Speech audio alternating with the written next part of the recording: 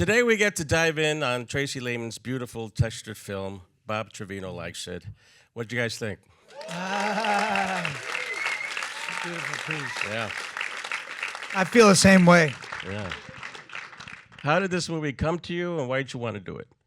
Well, obviously, by what you saw is why I wanted to do it, to do a movie that puts such great energy into the universe, which we need more than ever in these modern times, in these difficult times. Reading the script was such equal joy as what you saw on the screen. It was such a beautiful piece, such an honest piece. And I loved her mix of humor and pathos together. It was so beautifully woven together. And then I met Tracy. We went to my favorite spot, Morandi, downtown.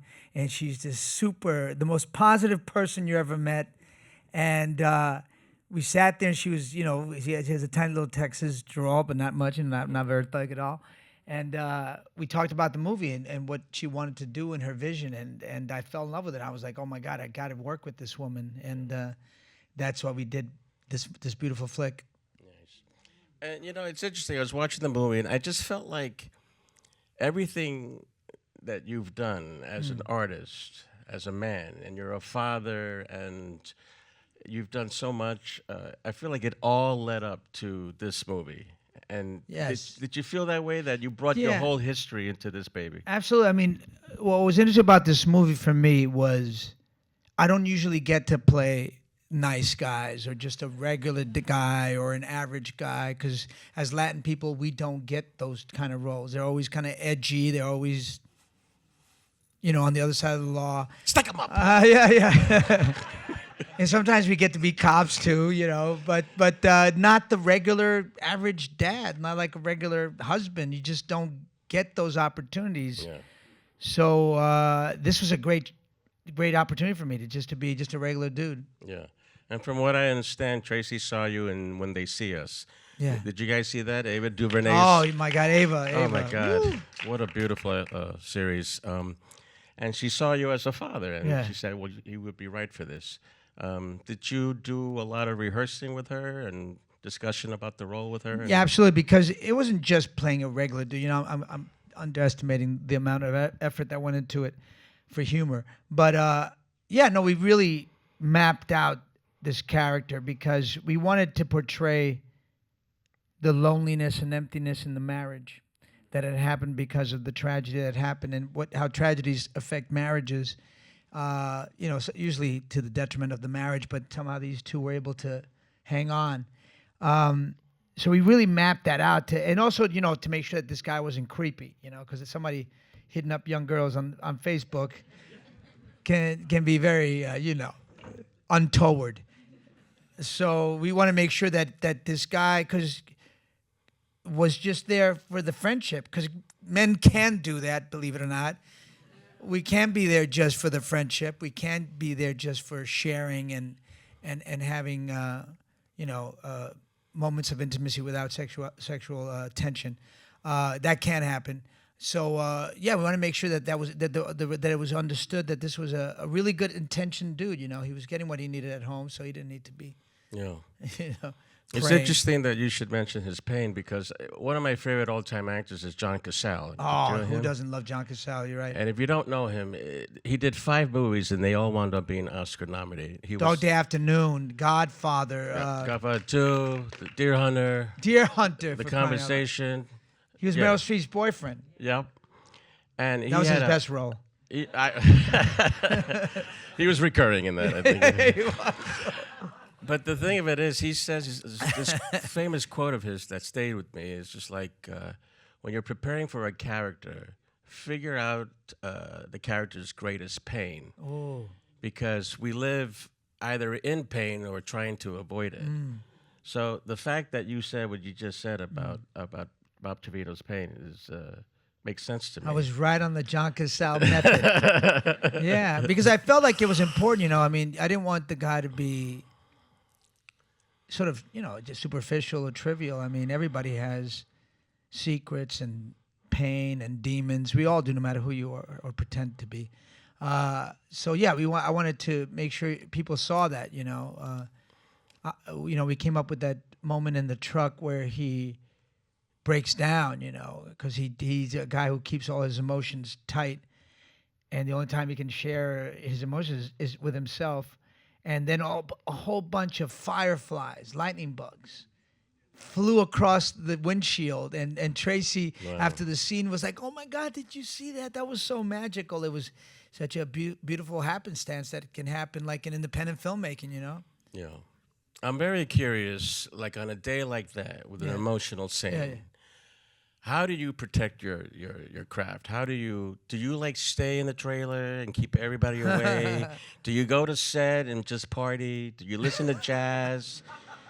Do you eat paella? That's my personal choice. Is this on? How do you really like get to that place where you can do that kind of work? Well, I studied with Lee Strasberg for a day. It was a long day, though. It was a really, fruitful day for me. But I'm still kind of method. I can't let it go. I was there for 4 years at the institute, so I am very method. I need to be alone. I need to be quiet. I need to be with my thoughts. Whatever I'm conjuring up, I have to live with it. You can't just jump out there. And I've learned also not to be on my cell phone. Wow, that was a big lesson for me. I can't remember what movie I was doing. It was maybe it was Bloodline. I think it was Bloodline. This great TV series with the late great Sam Shepard and Ben Mendelsohn, the incredible actor. And I had a big emotional scene, and it was like they were running late, so I was like, fuck, I'm going to go on my phone, and I'm scrolling, and all of a sudden they go, okay, we're ready for you. And I'm like, all right. And I go out there, and I couldn't access any of my emotions. I was so dead. I didn't understand what was going on, but then I realized, looking at the scene, that it was the phone, for some reason, took me away from myself. Yeah. So I now make sure I don't have the phone like an hour before I'm going to go on camera. And is it true that Chris Nolan doesn't allow phones on set? No phones allowed. He has a flip phone. So maybe that's why he's jealous of us, because we all have iPhones. He doesn't want anybody with an iPhone doing more than he does. Yeah. Yeah, no, you're not allowed to, and no one's allowed on the set. Everybody's treated equal. No diva behaviors allowed whatsoever. Well, that knocks me out. Yep. Okay. Your performance here, I swear, man. You see, I see everything. I've seen everything since like the '40s, man. I just like love movies so much. But there's such a subtle power to your performance in this movie. And I mean, you give the guy when you quit the job, you give him a good punch, But what stays with me like is one of the opening scenes when you're talking to your wife and you're worried about money and she wants like this fancy paper, and you don't want to give in, but you said, you know what, I'll do anything for that smile. Yeah. And then your back's to camera and you just tap the wall a couple times, and I just felt the character in that tap. Like I just knew the anguish that you were in. And we don't even see your face. Right. How do you do that, and how do I do that? That's so interesting, because those little moments are what make a performance. I mean, there are all these little gestures, all these little moments where you can reveal your character's desires, wants, how you build the architecture of your character arc. Because I'm very much about creating an architecture of a character's arc and how they develop, and whether they start at point A to point B, or do they grow, do they not grow? I mean, all that I like. That's why I like movies and theater the most. I like a limited container, because I can really craft. I think on TV is a lot harder, because sometimes you don't know where your character is going, so you can't really map things out. You just got to be present and just give whatever you got.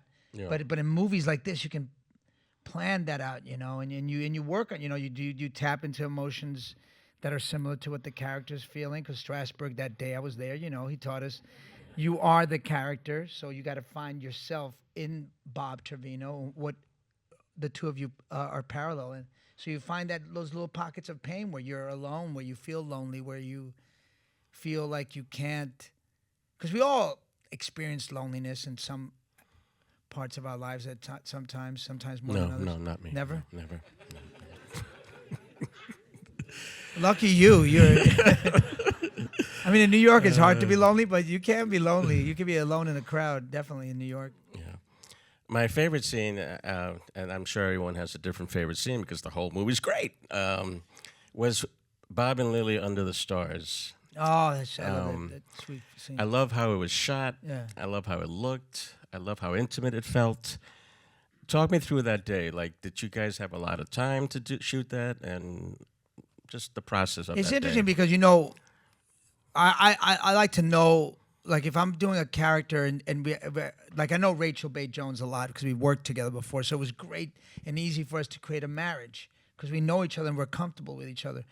With Lily, it was different with Barbie because I was not supposed to know her, so we couldn't really rehearse a lot because then we will get too comfortable and then it starts to lose that sort of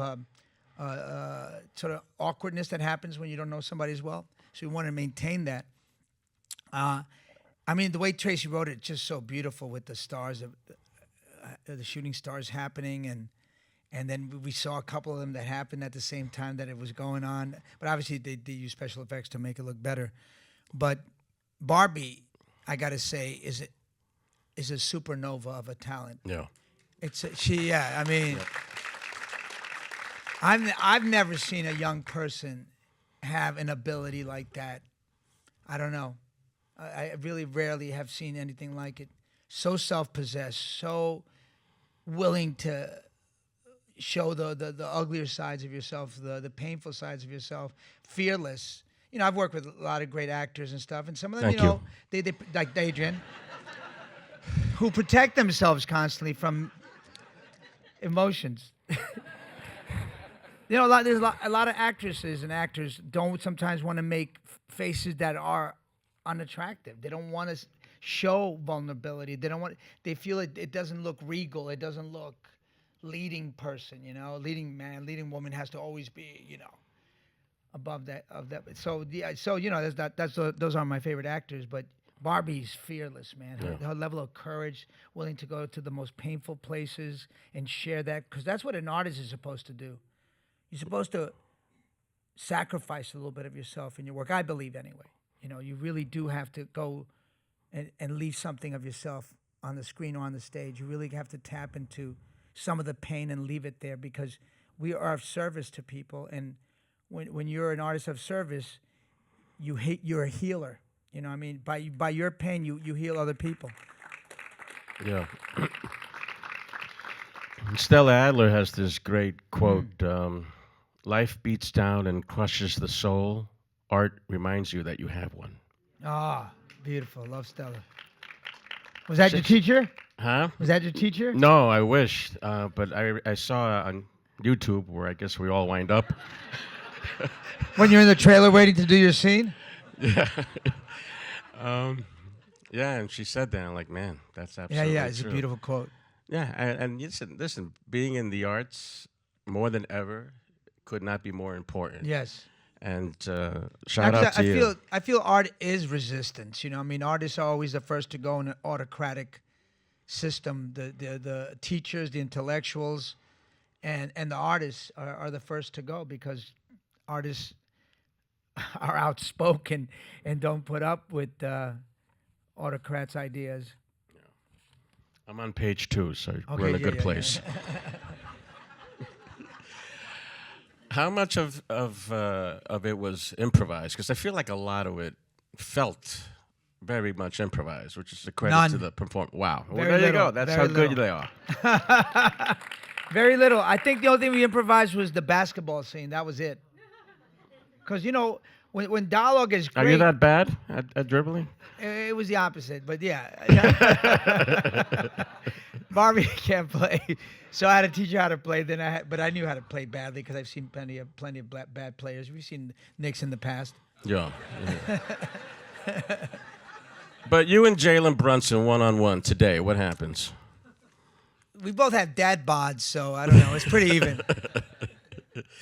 Now, you've directed? Yes. And you? Yes. And undefeated. Such a joy to work with this man, too, man. Thank you. He's so fun. Thank you.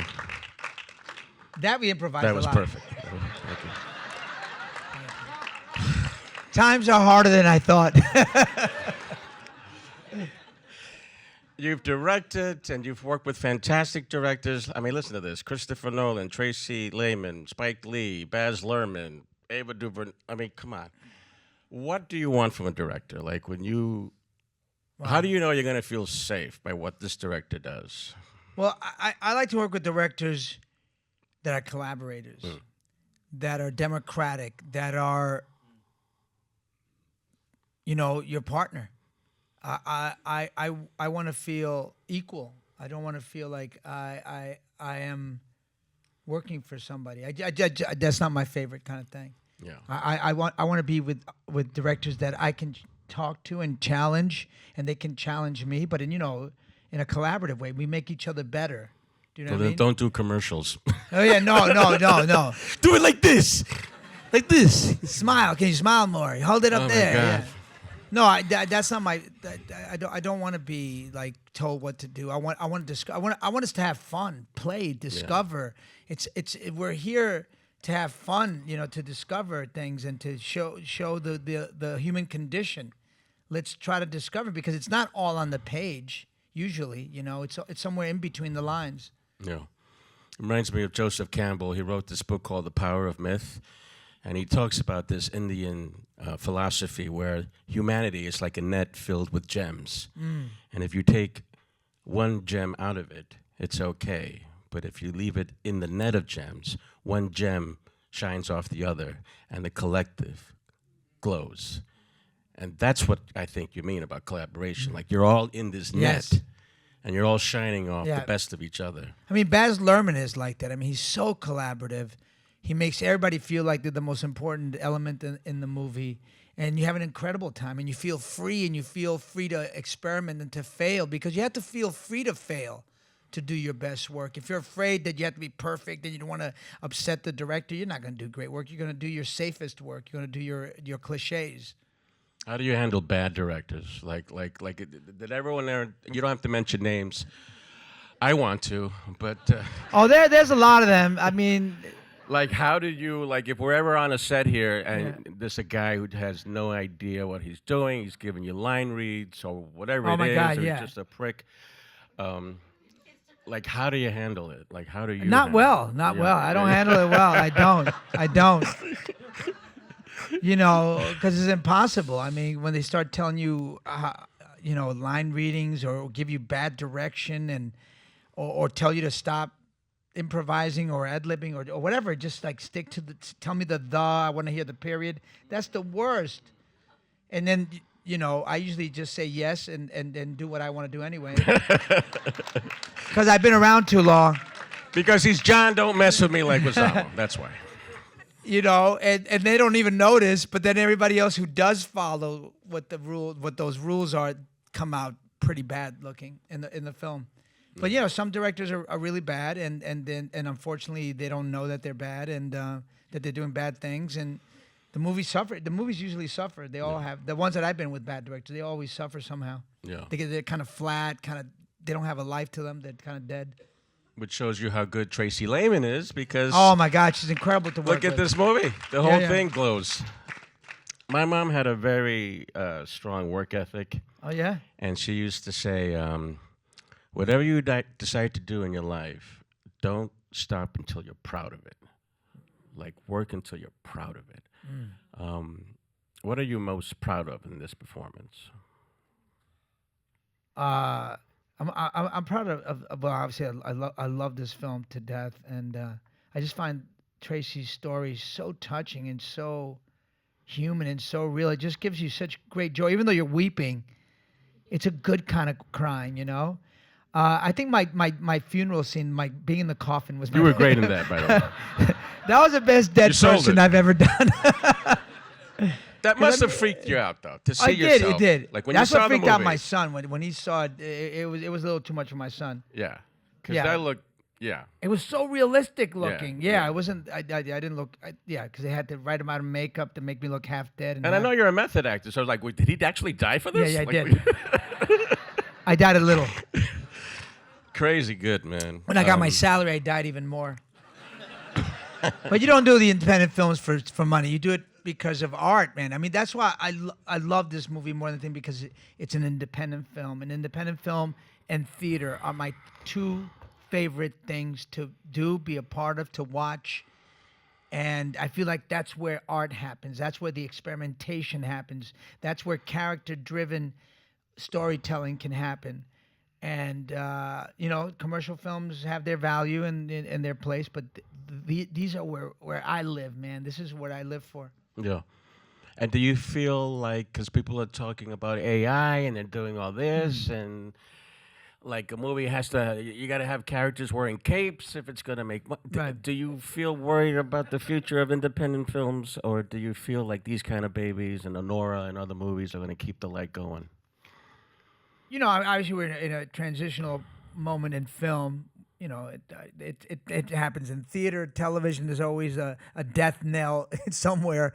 But I think, right now, I think because there's so many mergers in the industry, it's a weird moment, and streaming is kind of messing things up. But I think independent film will never go away. It'll survive somehow because it's where some of the best acting is happening. Some of the best storytelling is happening. Yeah.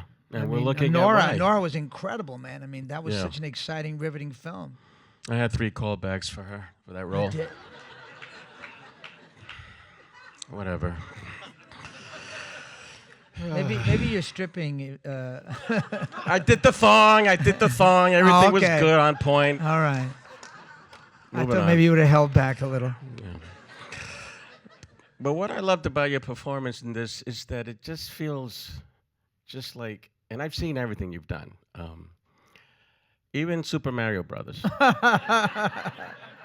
But the thing about this movie, it just feels so spontaneous. Like I feel like it's interesting. I just feel like it's like a documentary. Like Nice. your performance is like a documentary, of Bob Trevino, and we're just like eavesdropping in on this person's life. Yeah, it's particularly the scene outside the diner, and you're like, I'm Oh, not your wow. dad. Yeah. I'm not your dad. Like I thought.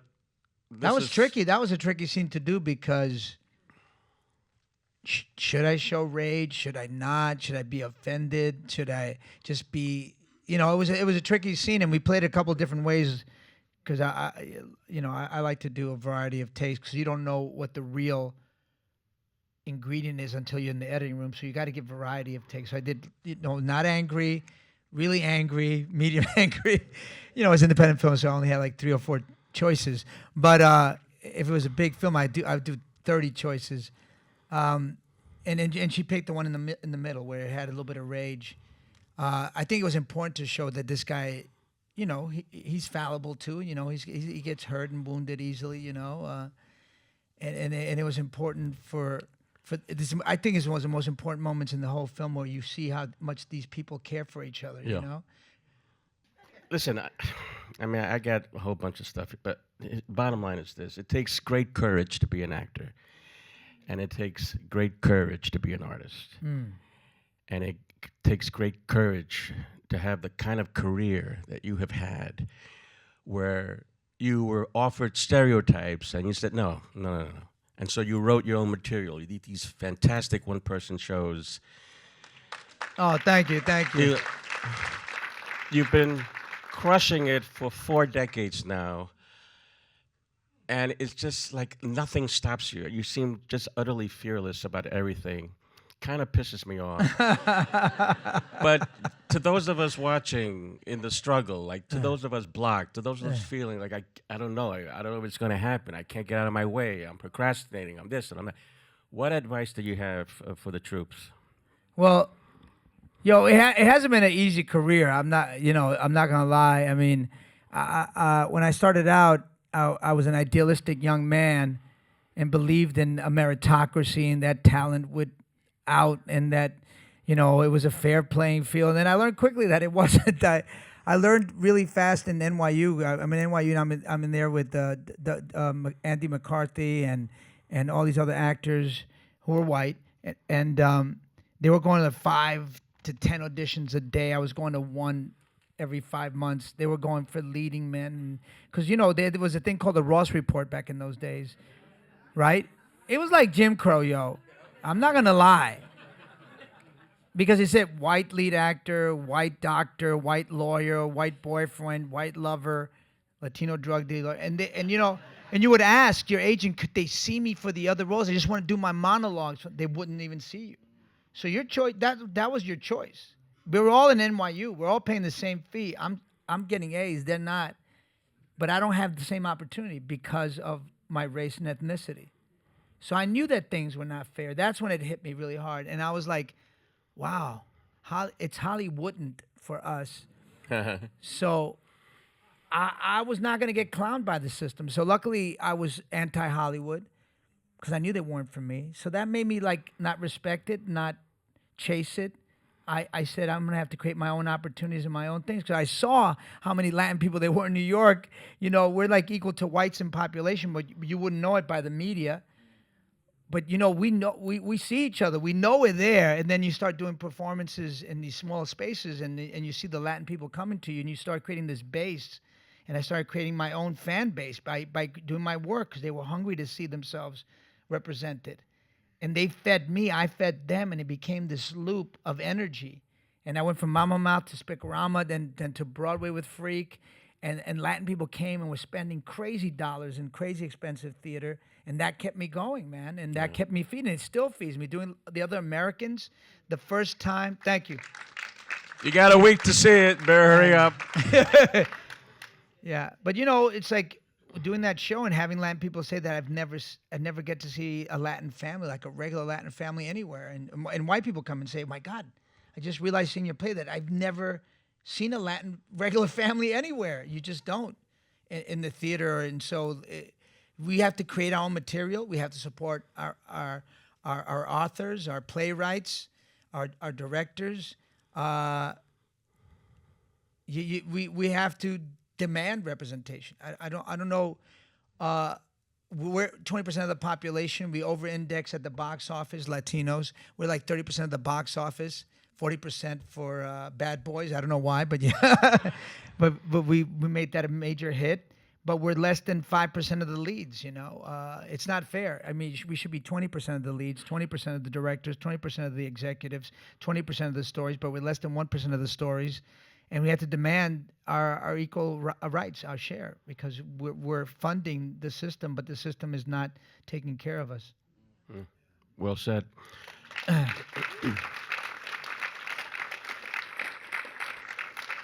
Don't get me started, because we got to go. I will get you started. But seriously, life beats down and crushes the soul. This artist here reminds us that we have one. Thank you for your legacy. Thank you, Adrian. Thank you for... Thank you, everybody. Thank you.